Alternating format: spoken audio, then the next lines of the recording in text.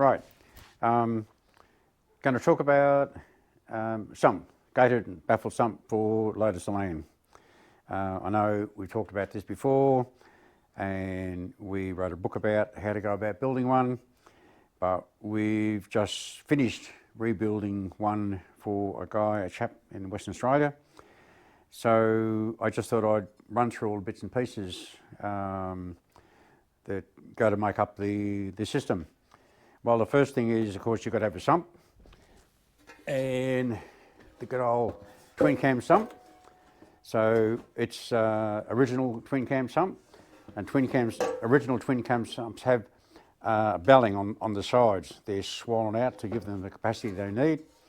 So if you've got a narrow sort of a sump on your car, it's probably off a Cortina or something like that.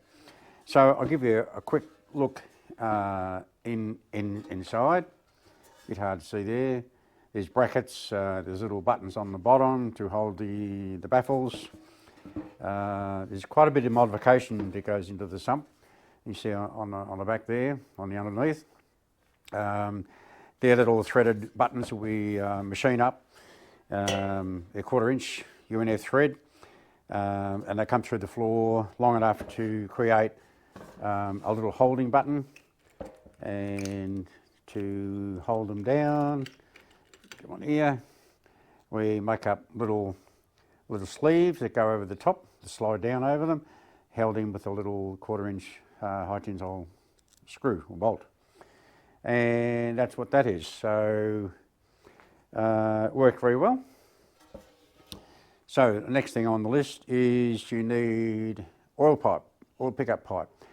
And if you're familiar with twin cams, of course, you'll think that's nothing like a twin cam. Well, you're right, it's not. The only thing original is the pipe itself. We reconfigure it and put another bracket on it because it has to be totally different to the standard, because the standard ones just do not work with what we're doing. That's all pretty self-explanatory. So next thing I want to show you is the baffles. That's a left-hand baffle, and they're all made out of sheet metal,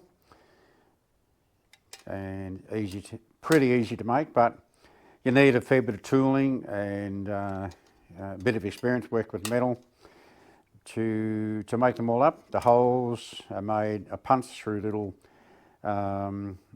metal punches that I made up, machined up and hardened, and they cut a very, very clean hole exactly where you need them. The hinges for the flaps, you go to your hardware store and just buy them. So you need two baffles, right hand one and left hand one. So you might notice there's a little bar on here. That's a opening limiter, and that's there for, you don't want the gate to come home too wide because it's just no point. Once it opens, the oil floods into the middle of the sump anyway. And they're there for another reason, that when you've got the sump all assembled and you're building an engine and the engine's on your engine stand, and you want to put the sump on the engine and secure it with the gasket and everything, those little things prevent the gates from falling down when it's upside down.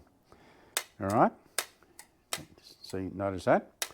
And you won't get caught up with the oil pickup pipe when it's all together. So to finish the sump off, you need a windage tray. It's 1.2 millimetre thick metal. Needs to be fairly strong. So that's got a hole cut in it for the pickup to go down. It's got a diptych hole, little return holes here with little captive nuts on the back to hold it all in place, and some little returns here out on the end where it folds down onto the tray inside. So, yep, and there's one other little piece. There's a little filler, and I'll put the sump together in a little while and show you why you got to use that. otherwise you can't get the windage tray in and out of the sump successfully. Well, that's about all. All the bits and pieces, it takes a lot of time to build these, an awful lot of time. A lot of fitting to do, a lot of trial fitting. Sure, someone's probably thinking, well, you could get all these done, laser cut and all the rest of it. Well, no, you can't, because every sump you do is going to be different. Basically the same, it's all twin cam, but the way you set it up and the way the oil pipe configures and all the rest of it, you just can't do it all like that. So it'd be good if you could make it a hell of a lot easier.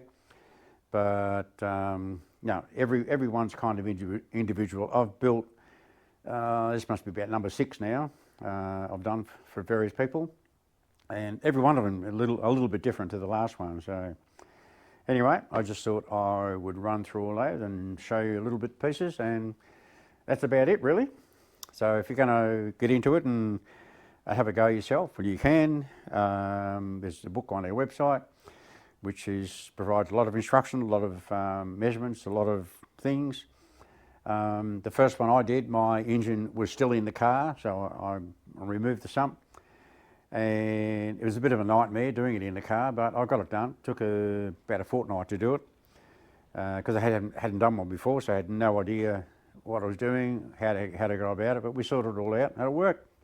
Unbelievable. Our twin cam used to have really, really bad oil surge for years, and I used to hate it. So a friend of mine, Rowan, in Melbourne, who races, he showed me on the back of an envelope one day what it basically consisted of. So I got to and made it, just made it up.